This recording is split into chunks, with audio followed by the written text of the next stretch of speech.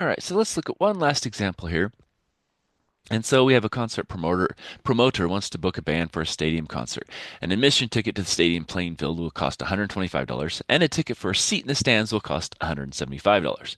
Now, the band requires a minimum of $700,000 in ticket sales before they come. So how many tickets of each type must be sold to meet the band's guarantee? And then we want to write this answer as a linear inequality and draw its graph. All right, so what we need to do is first let some variables be set. So let's let x equal the number of tickets for the playing field and y is the number of tickets for the stands. Okay, so if we let that, and you can do any letters A and B or whatever, it doesn't matter. And so then we know that each ticket costs 125 for the playing field and 175 for the stands, and we have to make at least 700,000. So that gives us, excuse me, 125x plus 175y has to be greater than or equal to 700,000 to guarantee that at least. Okay, so it's going to be greater than or equal to 700,000. Now, to simplify a little bit, we're going to divide both sides by 25, and that will get us down to 5x plus 7y is greater than or equal to 28,000. Now, this one, I would say actually, I would go one more step and solve for y, and so then y would be greater than or equal to, and I would get an equation, and it would be easy because it would have an intercept and it would have a slope, and I could do it. And so when you did that, you're going to end up with a graph that looks something like this. And because we have that greater than or equal to, it's going to be a solid line. And also because we have the greater than equal to, we know it's going to be over in this section over here because it has to be greater than that, okay? So that's going to be our key.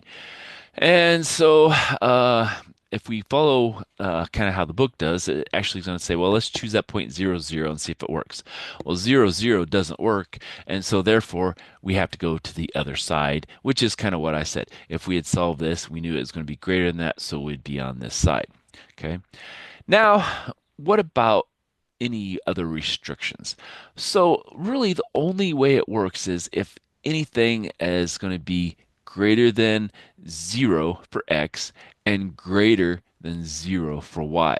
And so we're going to actually limit it to even a smaller section than what we have here. Because right now we're saying it could be part of this area, or part of this area. But in reality, it's only going to be starting with x greater than 0 and y greater than 0. So we're going to have this kind of limit as far as what we have as number of tickets being sold. So x has to be greater than or equal to 0 and y has to be greater than or equal to 0 because otherwise it doesn't make sense for this type of a problem. So we have to sell more than a positive, we have to sell a positive number or 0, and we have to gain, either 0 or greater and for our values here.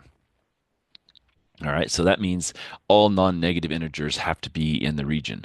And so that really kind of is going to be what we lead into for this next section, that things are going to have to be restricted by something. And usually it's restricted by x and y have to be greater than or equal to 0. And then depending on what our value is, if we go up here, then we're going to be in this region. Sometimes we might be, still greater than or equal to 0, but we're restricted and then it's going to be a less than. So we might see some regions that are in this area for what we want. So depending on the type of problems we're going to work with here in the next section, depends on what regions we're going to be. But those are going to be, those are going to be some, okay, use a pen here.